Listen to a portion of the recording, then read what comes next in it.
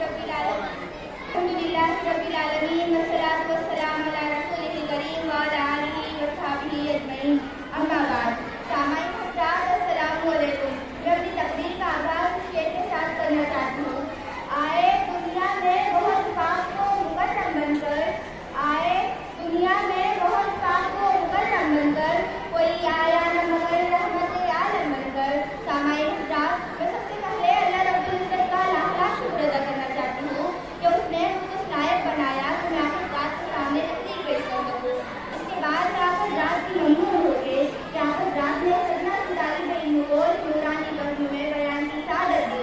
हज़रात, अभी अभी मैंने आप हज़रात के सामने एक हदीस पेश की जिसका मतलब कुछ इस तरह से है।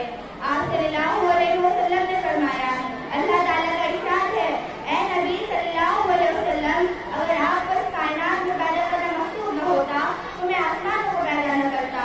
ये कैसी जिंदा हकीकत है जिसका इजहार इस हदीस कुदसी में मौजूद है। सच है, मोहम्मद न होते तो कुछ भी न होता। हज़रात,